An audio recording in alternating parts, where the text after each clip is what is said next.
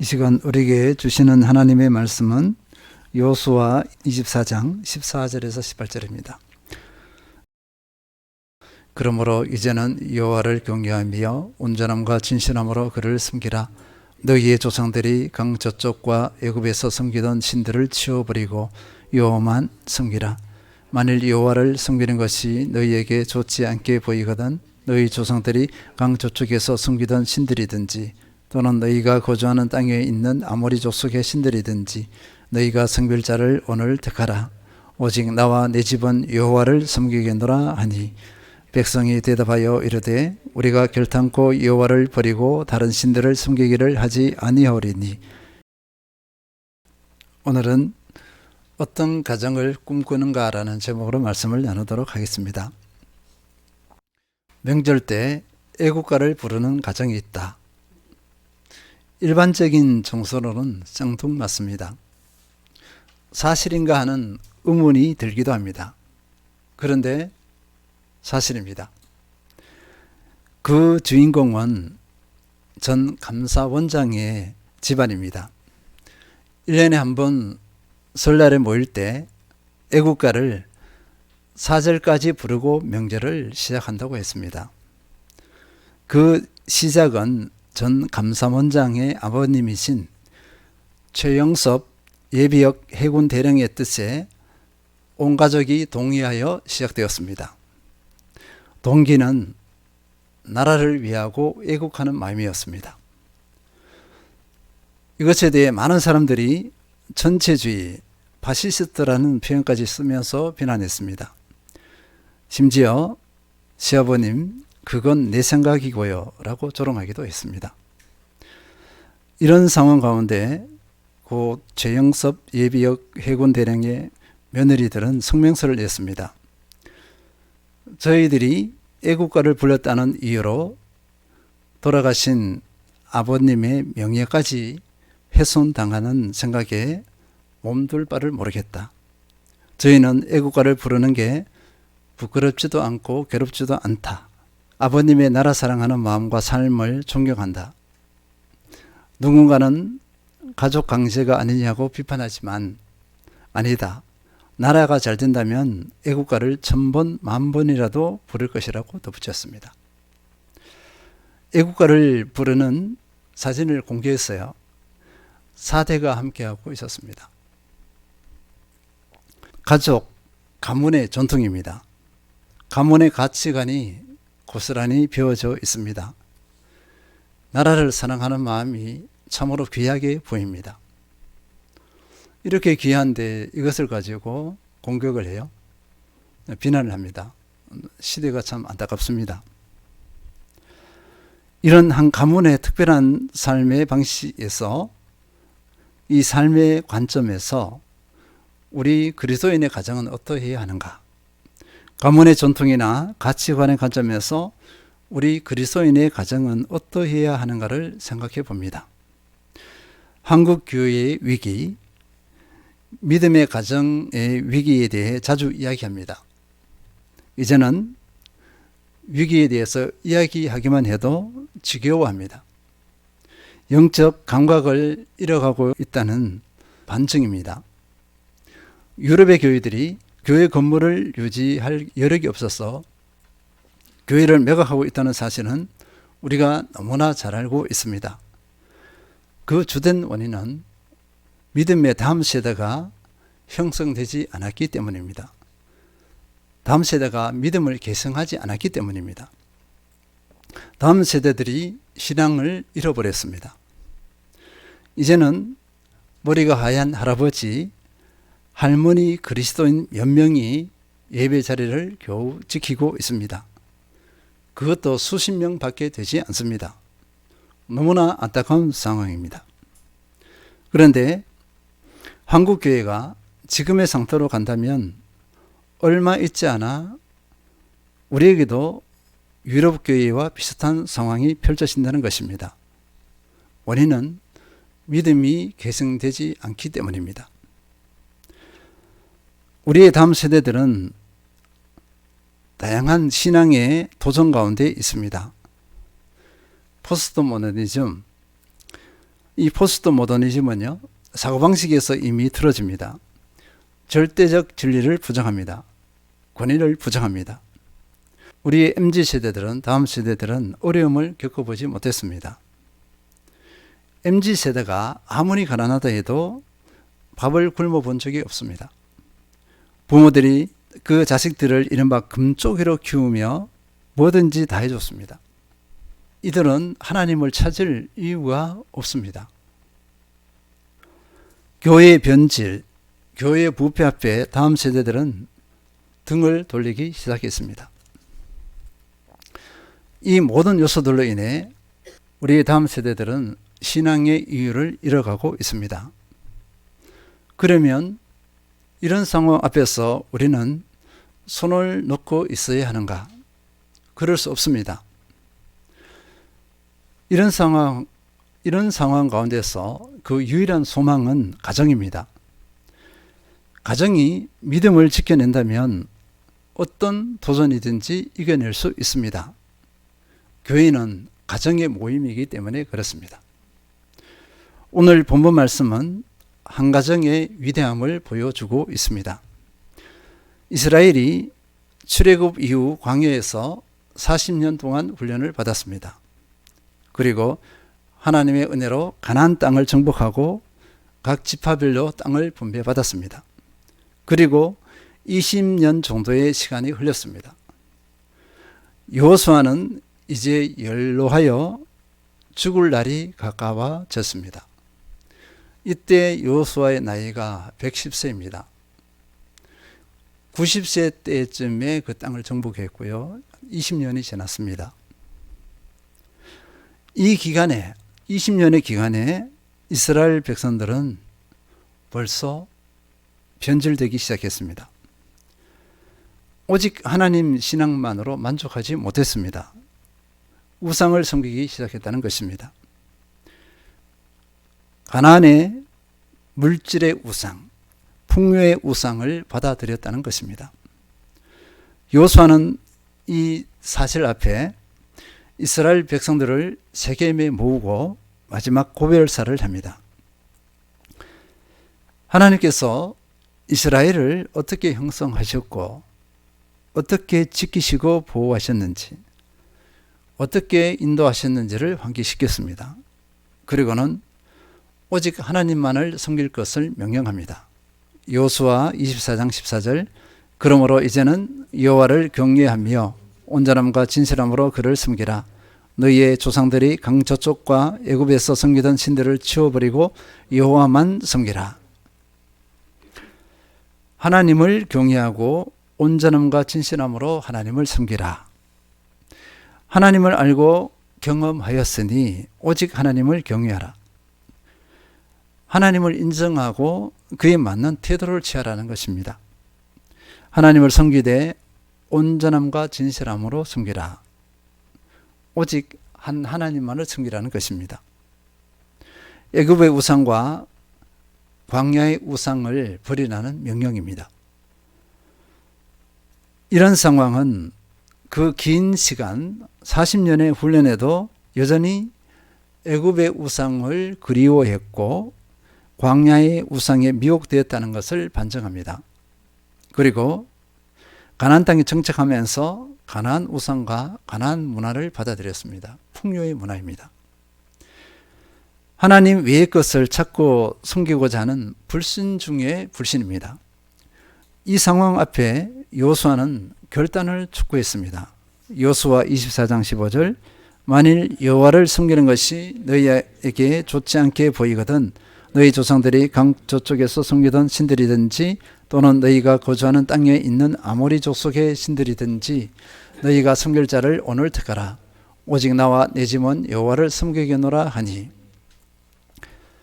하나님을 섬기는 것이 좋지 않게 보이거든 광야의 우상을 섬기든지 가나안 땅에 있는 우상을 섬기든지 하라. 이렇게 단호하게 명령합니다. 그러나 오직 나와 내 집은 하나님을 섬기겠다, 이렇게 선포한 것입니다. 신앙의 길은 두 길이 아니라 오직 한 길임을 보여주고 있습니다. 하나님과 우상을 동시에 섬길 수 없음을 보여준 것입니다. 양다리를 거친다면 하나님을 경멸하는 것과 같습니다. 하나님과 세상을 동시에 섬길 수 없다. 하나님 나라의 가치관과 세상 가치관을 동시에 가져서는 안 된다는 것을 보여주고 있습니다. 믿음의 사람, 하나님께서 택하신 백성은 하늘 소속이니 하늘의 원리대로 살아야 한다는 것을 보여주고 있는 것입니다. 여호수아는 하나님과 우상, 하나님과 세상을 동시에 섬길 때 어떤 일이 일어나는지 너무나 분명히 잘 알고 있습니다. 하나님 신앙은 무너집니다. 그리고 하나님께 버림받습니다. 여호수아 24장 19절, 여호수아가 백성에게 이르되 너희가 여호와를 능히 섬기지 못할 것은 그는 거룩하신 하나님이시요 질투하시는 하나님이시니 너희의 잘못과 죄들을 사하지 아니하실 것임이라. 우상과 하나님을 동시에 섬기지 못하는 그 이유를 분명히 밝히고 있습니다. 하나님은 거룩하신 하나님이십니다. 이 거룩 속에는 우상이 들어갈 자리가 없어요. 우상은 어둠입니다. 죄악입니다. 또 하나님은 질투하시는 하나님이시라고 했습니다. 하나님 외에 다른 것을 겸하여 섬기는 것을 하나님께서는 싫어하신다는 것입니다. 이것은 하나님을 경멸하는 것이기 때문입니다. 그리고 그 결과는 파멸입니다. 이 질투라는 단어 뒤에서 많은 분들이 부정적으로 생각하는 경우가 많아요. 아니에요. 이 질투라는 표현을 왜 썼냐 하면요, 오직 하나님만을 섬기기를 바라는 의도에서 질투라는 단어를 썼습니다. 사람이 이해할 수 있는 단어로 썼습니다. 왜냐하면 하나님만을 오로지 섬기지 않으면 그들에게는 파멸이 오기 때문에 그렇습니다.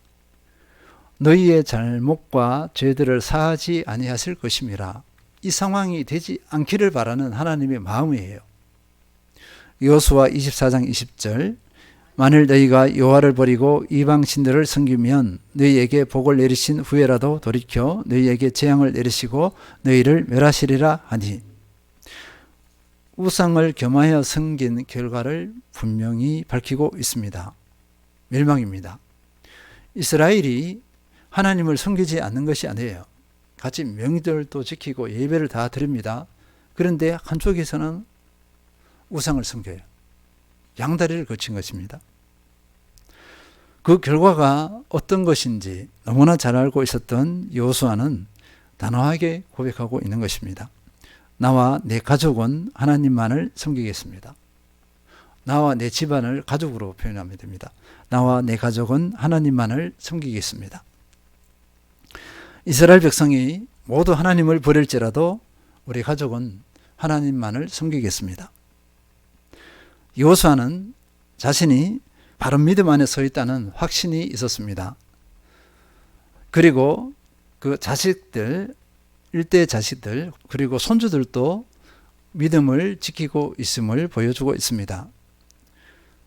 여호수아의 가정은 믿음이 온전히 계승되었음을 확증해 주고 있습니다. 이것이 아니었으면 이런 고백을 하지 못해요. 모두가 다 보고 있거든요. 온 백성이 여호수아 가정의 믿음을 지켜보고 있어요. 온전한 믿음이 아니었으면 이 고백을 못합니다. 이 고백을 했을 때 백성들이 어떻게 할까요? 다시 우리말 합니다. 니나 잘하세요. 비웃습니다. 사실 여호수아 같은 이런 가정들이 몇 가정만 있어도 어느 공동체든 소망이 있습니다. 어떻습니까? 세상이 아무리 도전하더라도 오직 하나님만을 섬기겠다는 여호수아와 그 가정의 고백이 나와 나의 가정의 고백이 되시길 소망하십니까? 네.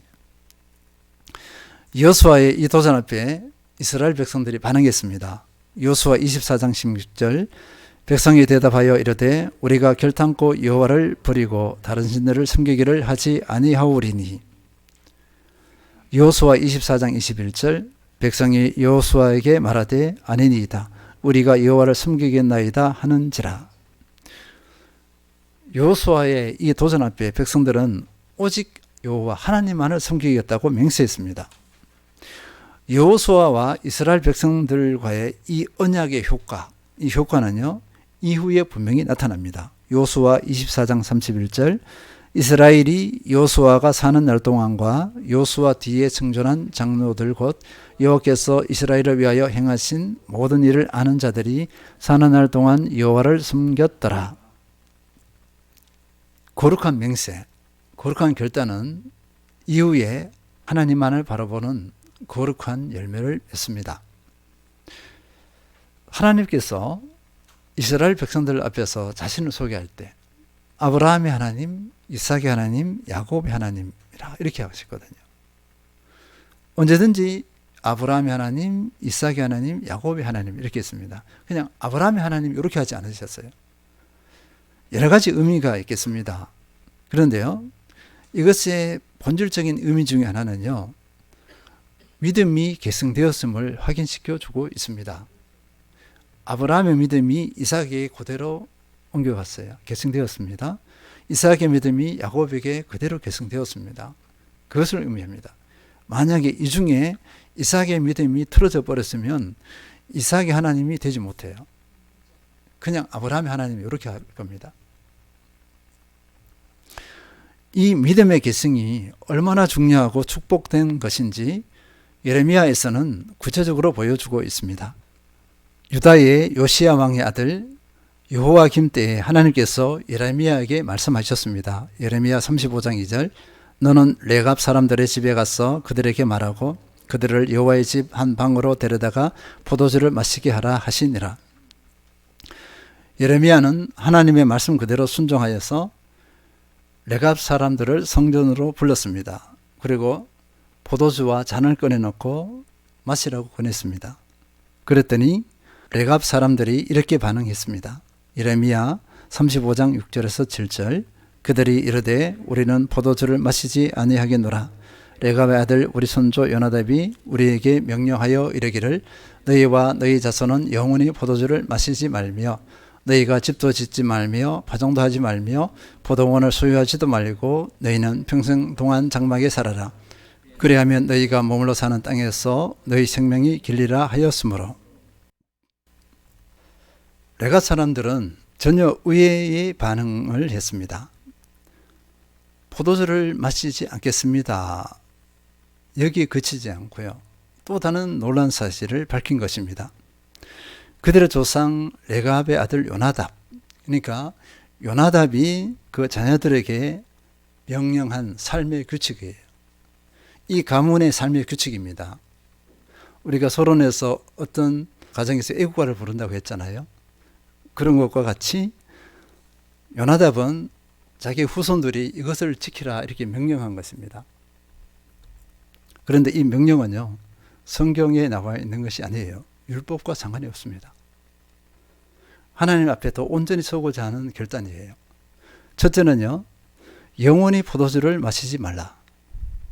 두 번째, 집을 짓지 말고 파종하지 말고 포도원을 소유하지도 말고 이렇게 했습니다.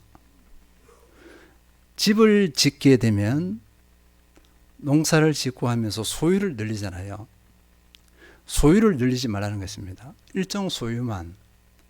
소유를 많이 가지면 죄를 짓잖아요.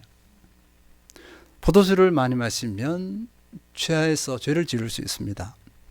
그래서 세 번째가 뭐냐면은 평생 동안 장막에 살아라. 텐트 생활을 하라는 것입니다. 얼마나 불편합니까? 이 명령은 정착 생활로 인한 도덕적 부패를 방지하기 위한 조치였습니다. 소유욕에 빠져서 죄를 짓는 것을 방지하기 위한 부모의 간절한 소망이었습니다. 우리가 죄를 짓는 것을 보세요. 권력이 있을 때, 소유가 풍부할 때 죄를 짓습니다. 더욱 놀라운 것은 요나답의 후손들의 반응입니다. 예레미야 35장 8절에서 10절 우리가 레갑의 아들 우리 손조 요나답이 우리에게 명령한 모든 말을 순종하여 우리와 우리 아내와 자녀가 평생 동안 포도주를 마시지 아니하며 살 집도 짓지 아니하며 포도원이나 밭이나 종자도 가지지 아니하고 장막에 살면서 우리 손조 요나답이 우리에게 명령한 대로 다 지켜 행하였노라. 엄청난 사실입니다. 이 다 지켜 행한 연수가 어떻게 되냐면요. 요나답 후손들은 300년 동안 이 명령을 지켰습니다. 예레미야가 이 자손들을 성전에 불러서 포도주를 마셔라 할 때가 300년쯤 되었어요. 300년 동안 지켜왔고 지금도 이것을 지키고 있습니다. 이들은 세상 가치관에 물들지 않았습니다. 300년 동안 많은 며느리들이 들어왔을 거예요. 이 며느리들도 전통을 그대로 지켰습니다. 자녀들, 손자들, 또 다음 세대 손자들이 정착 생활을 하고 싶어 했을 것입니다. 그리고 부를 많이 소유하고 화려한 삶을 원했을 수도 있었어요. 그런데요, 이들은 그 욕망을 내려놓았습니다. 우리는 왜 이렇게 살아야 되느냐? 이렇게 항명하지 않았습니다. 이들에게는 세상 소유가 삶의 목적이 되지 않았습니다. 세상 소유가 그들의 가치관이 되지 않았습니다. 하나님 앞에서 거룩을 지키는 것이 이들의 목적, 이들의 목표, 이들의 비전이었습니다. 순수신앙입니다. 우리 시대의 한국교회는 이 순수신앙을 잃었습니다. 기복주의에 굴복하여서 하나님과 세상을 양다리 걸치는 혼합주의 신앙, 거짓 신앙이 지배하게 되었습니다. 우리 가정의 신앙관을 돌아볼 때입니다. 순수한 신앙인가? 거룩한 믿음의 결단이 계승되고 있는가? 혼합주의 신앙으로 변질되지는 않았는가? 하나님께서는 레갑 족속의 이 전통을 가지고 이스라엘을 책망합니다. 예레미야 35장 14절, 레갑의 아들 요나답이 그의 자손에게 포도주를 마시지 말라 한 그 명령은 실행되도다. 그들은 그 선조의 명령을 순종하여 오늘까지 마시지 아니하거늘 내가 너희에게 말하고 끊임없이 말하여도 너희는 내게 순종하지 아니하도다. 요나답이 자손들에게 거룩한 삶을 위해서 명령한 것, 그 세 가지를 300년이 지나도록 그 후손들이 다 지켜 행했습니다. 그런데 이스라엘 백성들은요, 수없이 선지자를 통해서 말씀했는데 하나님의 말씀 그 명령을 지키지 않아요. 하나님을 버렸습니다. 그러니까 하나님께 순종하지 않았습니다. 하나님께서는 이런 이스라엘 백성들에게 재앙을 선포합니다. 예레미야 35장 17절, 그러므로 만군의 여호와 이스라엘의 하나님께서 이와 같이 말씀하시니라. 보라, 내가 유다와 예루살렘의 모든 주민에게 내가 그들에게 대하여 선포한 모든 재앙을 내리리니 이는 내가 그들에게 말하여도 듣지 아니하며 불러도 대답하지 아니함이니라 하셨다 하라. 하나님께서 한번 그렇게 한 것이 아니에요. 계속 이들에게 말씀하고 말씀했습니다. 그런데 지키지 않았습니다. 반면에 하나님께서는 이렇게 믿음이 아름답게 계승된 레갑 족속에게는요, 그 가문에게는 축복했습니다. 예레미야 35장 18절 19절, 예레미야가 레갑 사람의 가문에게 이르되 만군의 여호와 이스라엘의 하나님께서 이와 같이 말씀하시기를 너희가 너희 손조 요나답의 명령을 순종하여 그의 모든 규례를 지키며 그가 너희에게 명령한 것을 행하였도다. 그러므로 만군의 여호와 이스라엘의 하나님께서 이와 같이 말씀하시니라. 레갑의 아들 요나답에게서 내 앞에 설 사람이 영원히 끊어지지 아니하리라 하시니라. 요나답에게서 내 앞에 설 사람이 영원히 끊어지지 아니하리라 했었습니다. 자칫하면 이 말씀이 이 가문에서 제사장이 세워질 거라, 제사장이 될 거라 이렇게 오해할 수가 있는데요. 그러지 않습니다. 그런 의미가 아니라 하나님께서 이 가문을 귀중히 여기신다는 것입니다. 하나님께서는 그 가문을 사랑하시고 그 가문을 지키시고 보호하신다는 것입니다. 하나님과의 관계가 영원히 끊어지지 않는다는 것입니다. 이것보다 더한 축복이 없어요. 하나님께서는 이 가문과 함께 하시겠다 이렇게 선포하신 것입니다. 하나님의 선포 약속은 어겨짐이 없습니다. 영원히 지키십니다. 시편 1편 2절 보면요. 그는 시냇가에 심은 나무가 철을 따라 열매를 맺으며 그 잎사귀가 마르지 아니함 같으니 그가 하는 모든 일이 다 형통하리로다. 하나님의 이 약속에는 이런 은혜들도 포함되는 것 같습니다. 이 가문을 한 문장으로 어떻게 표현하냐면요. 믿음의 명문 가문입니다. 믿음의 명문 가문. 우리는 반드시 알아야 할 것이 있습니다. 하나님께서는 내 마음의 작은 생각, 숨은 생각까지도 다 아신다. 하나님께서는 전심으로 자기를 찾는 자들을 위하여 능력을 베푸신다. 우리는 이것을 반드시 알고 있어야 합니다.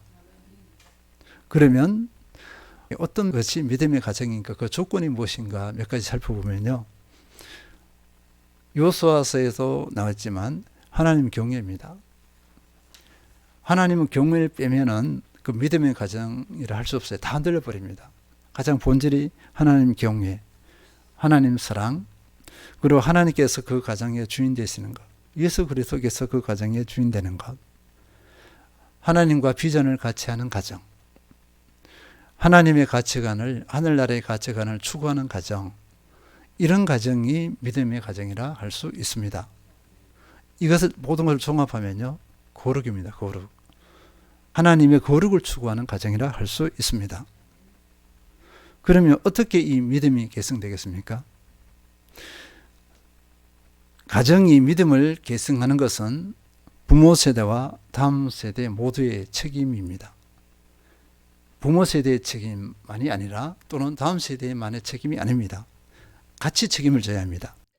먼저 부모 세대입니다. 부모 세대는 본을 보여주어야 합니다. 가치관에서 세속화되지 않는 것입니다. 오직 하나님만 섬기는 것입니다. 하나님 경외에 승리하는 것입니다.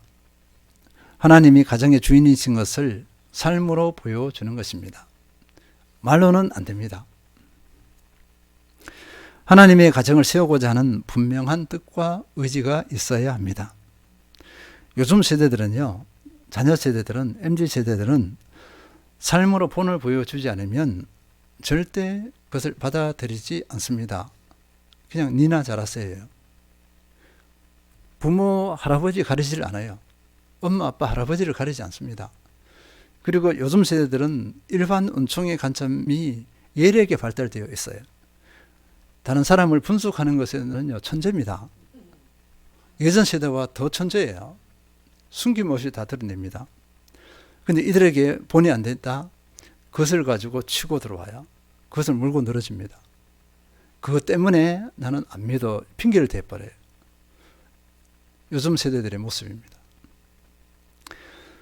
그리고 다음 세대의 책임이 있습니다. 부모 세대의 믿음, 할아버지 세대의 믿음을 착하고 좋은 마음으로 받아야 합니다. 오직 하나님만 섬기고자 하는 믿음을 계승하고자 하는 착하고 좋은 마음의 태도가 필요합니다. 부모 세대의 믿음을 가벼이 여기지 않아야 합니다. 그리고 부모 세대를 판단하는 관점으로 예리하게 분석해서 공격하는 것, 그거는 아주 못된 심보죠. 부모 세대, 할아버지 세대에 약함이 있으면 그것을 보완해서 부모님의 약함을 덮어주고 커버하는 그 역할을 감당하는 것이 착하고 좋은 마음의 태도예요. 그럴 때 못된 심보의 다음 세대들은요, 그것을 꼬집어 물고 늘어지면서 자신이 빗나가요. 빗나가는 것을 정당화해버려요. 그렇게 해서는 안 된다는 것입니다. 또 하나는요, 부모 세대보다 더한 믿음을 형성하고자 하는 거룩한 부담감이 있어야 합니다. 이거보다 더 큰 효도가 없어요. 자녀들이 믿음을 견고히 형성하는 것, 최고의 효도입니다. 우리는 세상적으로 잘 되는 것을 효도라고 하죠. 세상적으로 잘 되는 것 때문에 부모를 가벼이 여기고 버려요. 신앙을 버립니다. 그게 복이 아니에요. 믿음의 명문 가문은 그저 세워지는 것이 아닙니다. 레갑 족속이 하나님께서 인정하시는 가문이 된 것은 후손들이 선조의 권고를 잘 듣고 순종하였기 때문입니다. 자녀들이 믿음 아래 든든히 서는 것, 부모의 가장 큰 복이에요. 근데 반대로요. 부모의 가장 큰 아픔이 뭐냐면 우리 자녀들이 믿음 안에 서지 못해. 믿음을 저버렸어. 가장 불행이에요. 그리고 부모 세대는 자녀들이 믿음 안에 서지 않는 것에 대해서 가슴을 치고 날마다 기도해야 됩니다. 자녀들이 믿음 안에 서지 않는 것에 대해서 대수롭게 여기지 않는 것, 그거 아니에요. 그 부모 세대가 이미 믿음을 잃어가고 있는 모습이에요. 이제 우리는 현실을 자각해야 합니다. 한국교회 위기, 또 가정의 위기 가운데 있습니다. 유럽 교회처럼 교회가 문을 닫고 매각하는 상황, 벌써 지금 여러 곳에서 일어나고 있어요. 우리 주변에서 바로 확인할 수 있습니다. 가정들은 믿음이 계승되지 못하고 단절되고 있습니다. 이 현실 앞에서 우리 가정은 어떤 가정이 되기를 원하는가를 깊이 고민해야 합니다. 우리 성도님들의 가정은 하나님만을 섬기는 거룩한 가정 되시길 기원합니다. 믿음의 명문 가문으로 우뚝 서서 이 시대를 밝히고 이 시대의 소망이 되는 축복을 누리시길 축원드립니다.